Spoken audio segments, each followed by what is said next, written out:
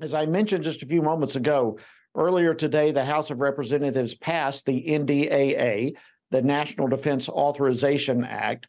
But this go round, it included all sorts of very good, positive amendments to help return the military's focus from a social experimentation that the Biden administration is turning it into to actually being capable of winning wars and defending our country in a time of rising threats. The left, however, continues to accuse Republicans of injecting culture wars into this. And this is really a bipartisan exercise, but the left will continue their messaging the other way. It is woefully irresponsible that extreme MAGA Republicans have hijacked a bipartisan bill that is essential to our national security and taken it over and weaponized it in order to jam their extreme right-wing ideology down the throats of the American people. All right, friends, we absolutely cannot let that kind of irresponsible statement go unchecked. This message that he just gave is really being parroted through the legacy media. And it is ignoring how the Biden administration is the ones who have injected an agenda of the left into our military. They have injected gender experimentation, CRT, DEI initiatives, illegal abortion funding, so-called green energy boondoggles, all sorts of things they have injected into the military. And we have a Congress now that's standing up and pushing back. But that's what the Biden administration wants, a military that's woke. Well, joining me now to discuss this and more is Congressman Matt Rosendale. He serves on the House Committee on Veterans Affairs and the House Committee on Natural Resources. He represents the 2nd District of the great state of Montana. Congressman Rosendale, what an honor always to see you. Welcome back to Washington Watch. My friend, if we'd had you on the floor today, there is no doubt in my mind we would have had one more vote for common sense and sanity on the House of Representatives to pass the NDAA.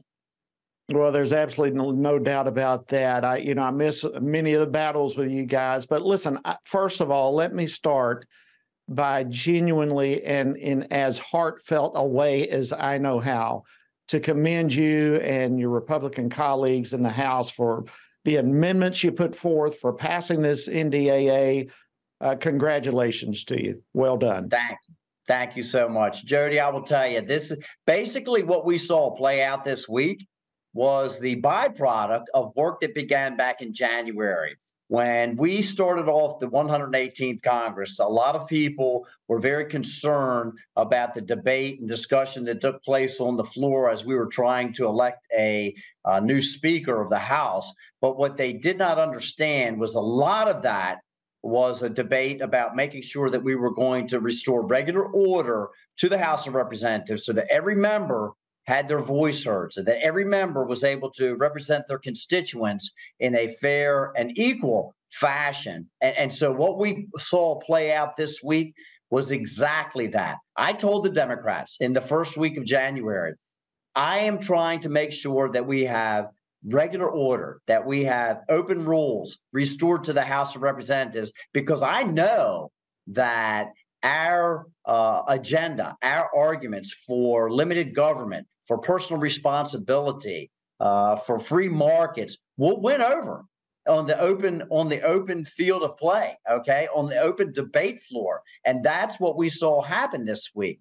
When you have a good process, you end up with a good product. And there was nearly 1,400 amendments that were discussed, debated, and voted upon in some form or fashion throughout the week. And the common sense and good ideas of the just people across our nation won out. The United States military is supposed to protect our country. And that's what we did. We deconstructed the largest social experiment that the left has been able to develop over the last 2 decades. It's called the United States military, and restored their mission back to make sure that their focus is on protecting our country.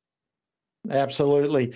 Well, listen, I want to get to your amendment. You actually had one of those amendments that passed that we're so proud of. But before I get to yours, there was another big amendment that everyone was following. It was Amendment number 5 from Congressman Ronnie Jackson to end the military's illegal abortion travel funding program. Give me your thoughts on how important that particular amendment was. I am so proud of Representative Ronnie Jackson from Texas to have brought that amendment forward. The people across this nation do not believe that taxpayers' dollars should be used to fund abortions, not or travel for abortions. And they had the Hyde Amendment, as you know, in for many years to make sure that that never happened.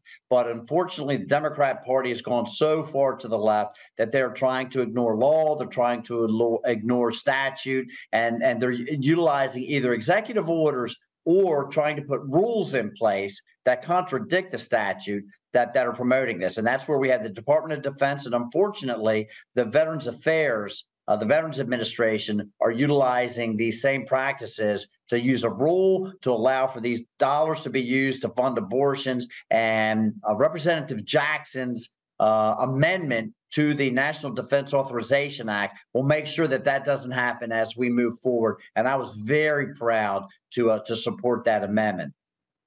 Well, and we've had Senator Tuberville on this program numerous times now. Of course, he's been taking all sorts of heat for standing for life over in the Senate and for putting a stop to a lot of promotions in the military until the administration quits this illegal funding. They do not have the right to legislate, and they can't change legislation with a memo, which is what they've done. So here, we don't have time to get into this, but here's an easy solution to get over the Tuberville problem that the Biden administration sees. Pass the NDAA that y'all just sent over to the Senate. Exactly. That'll take care of all of it. Many of us have gone over to support Senator Tuberville because we know he doesn't have a lot of support in the Senate.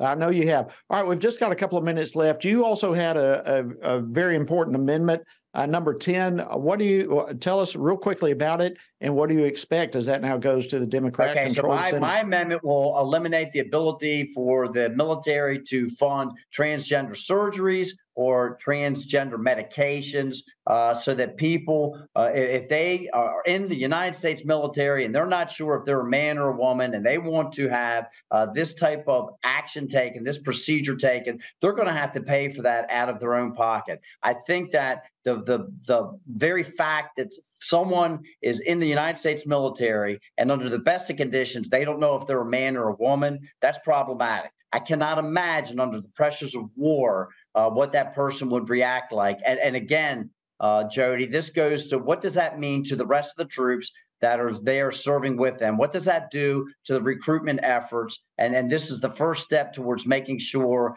that, first of all, taxpayers aren't responsible for these costs, which we have discovered, most of which is run up by psychotherapy after surgeries are taking place, not by the surgery itself, demonstrating just how much of a problem these people have of coping with reality.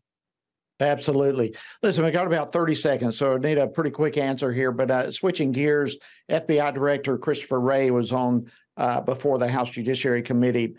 Listen, how did the FBI become so partisan? Boy, it's years of cancer through that organization, and I'm afraid we're going to have to treat it three ways: long, deep, and continuous cuts. Wow. Well, listen, again, Congressman Rosendale, hats off to you and your colleagues. What a fantastic job. I know you've got to be exhausted from the week that you've had, but all of us out here, hats off to you. We're fighting for the people. I know you are. God bless. Have a great weekend. Thank you for joining us this evening. God bless you, Jody.